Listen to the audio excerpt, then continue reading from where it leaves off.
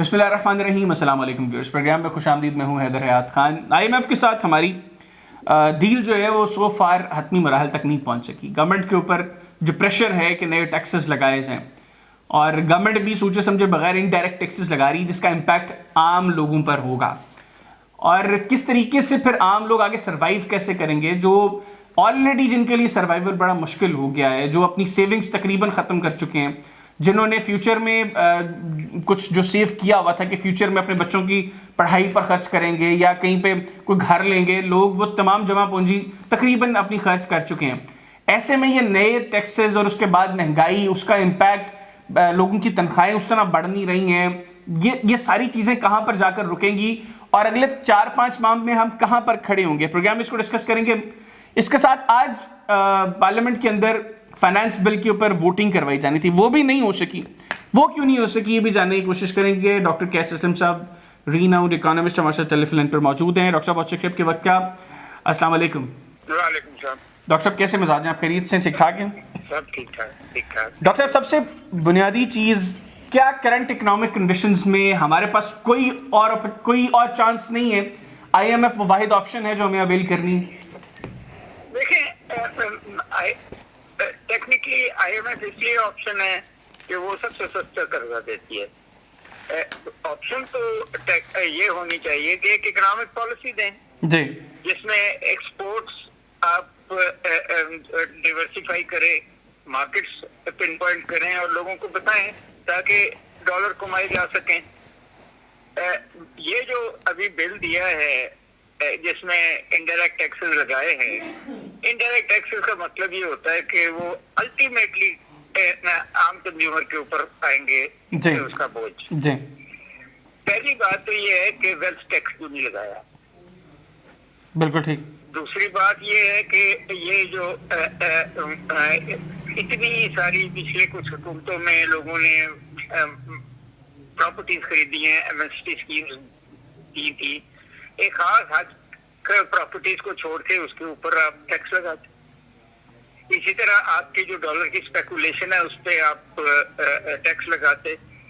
कई ऐसी टैक्सेस थे जो सिर्फ रिच तक पहुंचते, इनकम टैक्स का ऊपर का ब्रैकेट बढ़ा कर देते।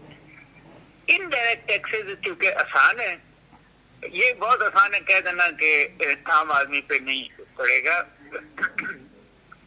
फॉर एग्जाम्पल, मैं ये मानता हूँ कि सिन टैक्स है सिगरेट पे लगाना, but at the same time आम आदमी भी सिगरेट पीता है।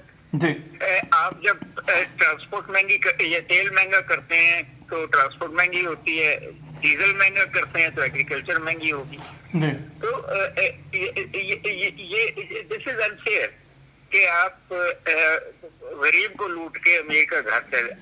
85 मिनिस्टर्स रखे हुए हैं, उनके वो सारे bodyguards, drivers and such fourth, government क्यों नहीं छोटी कर? सही। तो हल है, ये आपने ही सवाल पूछ दिया कि क्यों नहीं करते। अब आप इकोनॉमी का जो इशू है वो ये है कि आप इंडस्ट्रियलाइजेशन आपने इतना महंगा कर दिया है कि कोई इन्वेस्टमेंट यहाँ नहीं आ सकती। 17% पे ले गए आप interest rates, policy interest rates. आप 33% पे इन्फ्लेशन आ गई है, इनपुट प्राइसेस बढ़ा दी आपने, तो इंडस्ट्री तो बैठ गई है। सही। एग्रीकल्चर पहले बैठी हुई है फ्लड्स की वजह से। सर्विस सेक्टर आपका एक बहुत बड़ा सेक्टर है जो आप एक्सपोर्टेबल नहीं कर रहे हो, उसको सिर्फ क्वालिटी कंट्रोल करना है।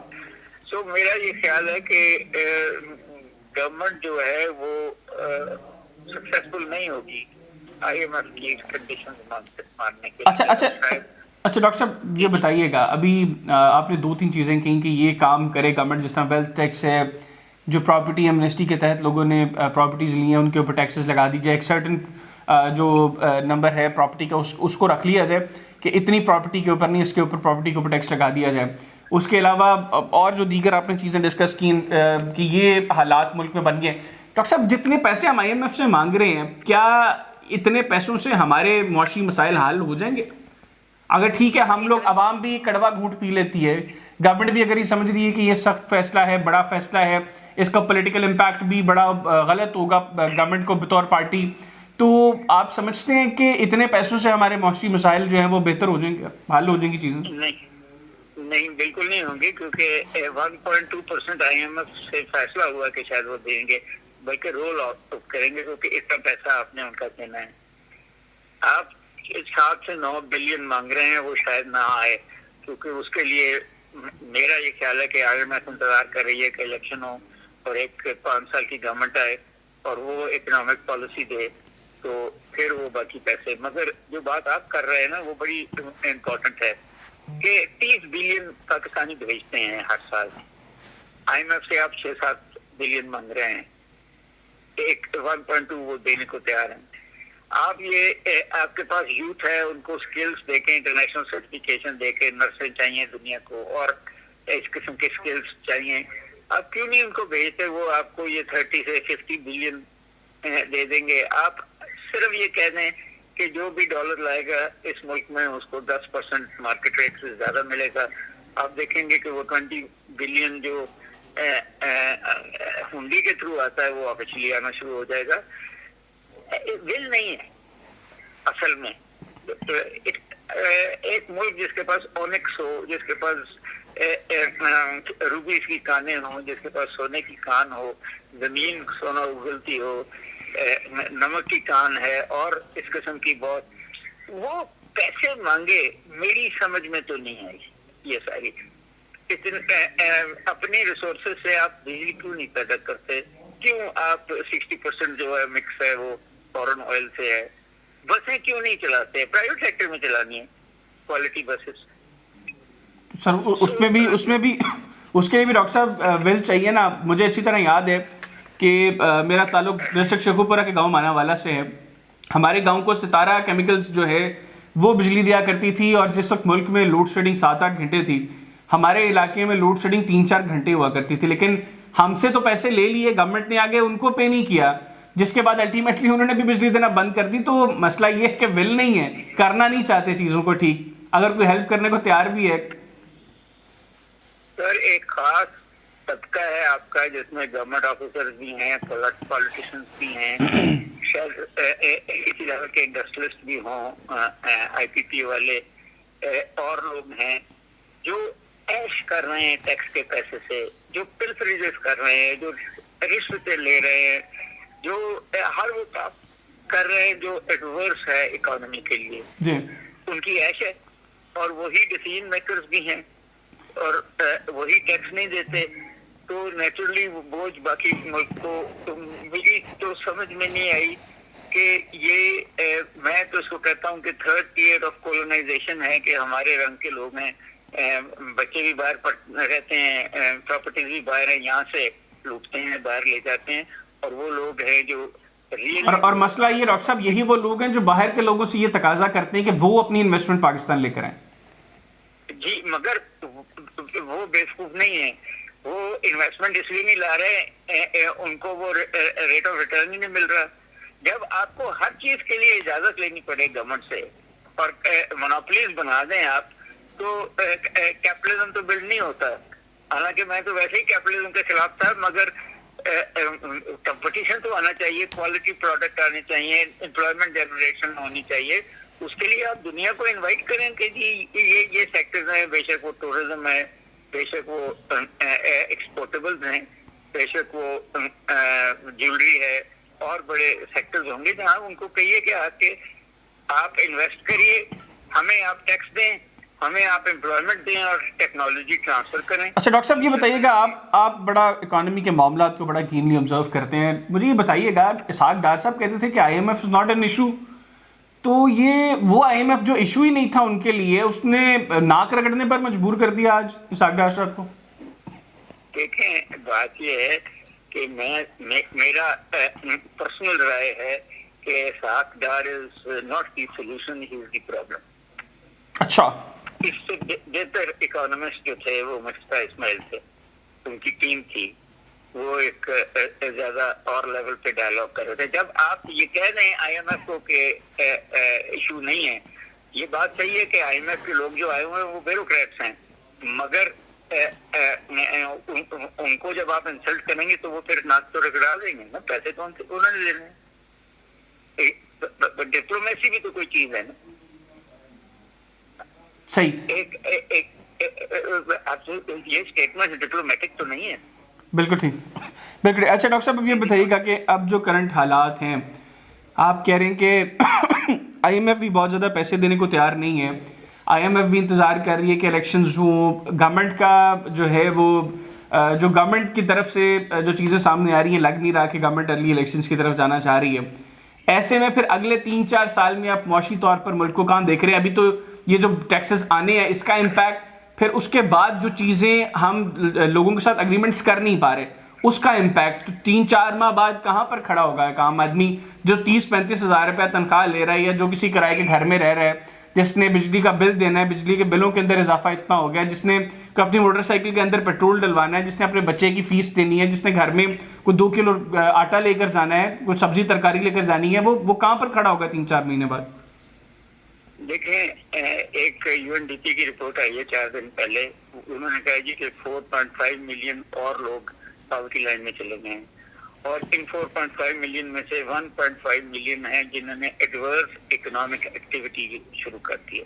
एडवर्स इकोनॉमिक का मतलब लूट मार, चोरी चकारी, बच्चों को स्कूल ना भेजना, इस किस्म की चीजें वो बढ़ेंगी।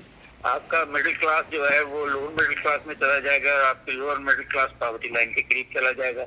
और फिर मुझे तो जो डर रहता है कि वो जो गेम्स थी आज से कुछ साल पहले टेररिज्म के खिलाफ कौम ने, फौज ने, गवर्नमेंट्स ने ली थी, वो इरोड हो जाएंगी। इंसर्जेंसी है, तो अगर गरीब आदमी अपने बच्चे बेचने को तैयार हो जाएगा तो आप देखें क्या होता है। मैं ये तो नहीं कह रहा कि लोग सड़कों पे आएंगे, क्योंकि वो नहीं है हिम्मत लोगों में, तो उसके लिए ऑर्गेनाइजेशनल स्ट्रक्चर चाहिए, पॉलिटिकल स्ट्रक्चर। मगर ये मुझे नजर आ रहा है कि ये इंसर्जेंसी बढ़ेगी।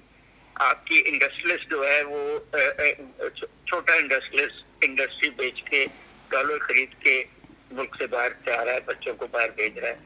आपके ज्यादातर एक खास क्लास ऑफ पीपल हैं जो पढ़े लिखे हैं, वो उनकी कोशिश है कि वो इस मुल्क से चले जाएं, उनके बच्चे इस मुल्क से चले जाएं।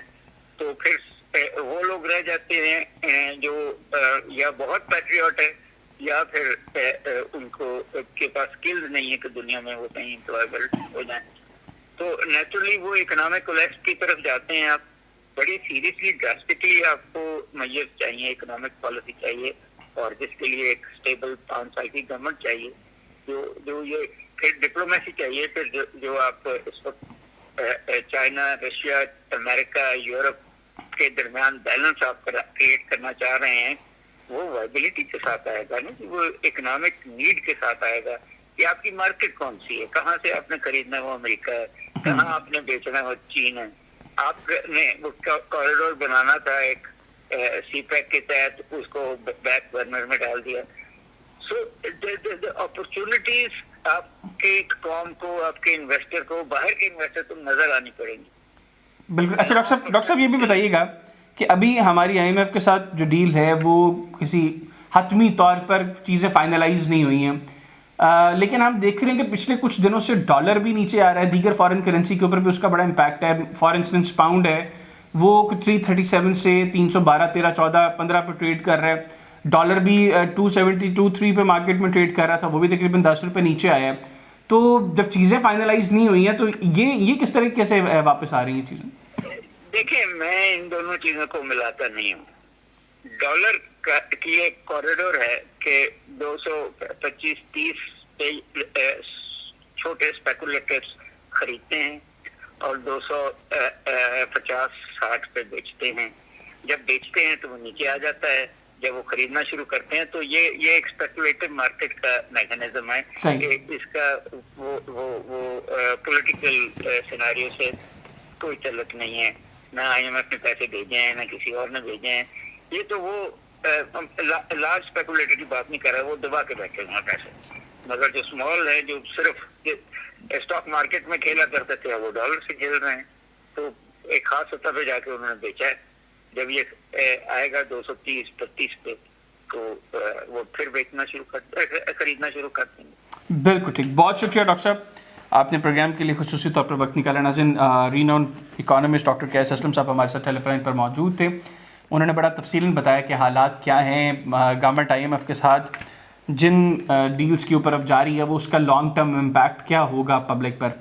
हालात बहुत बेहतर नहीं है। मेरा ख्याल है कि अब हम लोगों को बतौर कौम भी अपनी चादर देखकर पाँव फैलाने पड़ेंगे और अपने आप को कन्फाइन करना पड़ेगा कुछ चीज़ों को, अदरवाइज़ चीज़ें मुस्तकबिल करीब के अंदर मज़ीद मुश्किल होती जाएंगी। आज के प्रोग्राम से इतने, अगले प्रोग्राम तक लिए हैदर हयात खान और ग्लोबल टाइम्स पाकिस्तान की टीम को इजाज़त दीजिए। अल्लाह हाफ़िज़।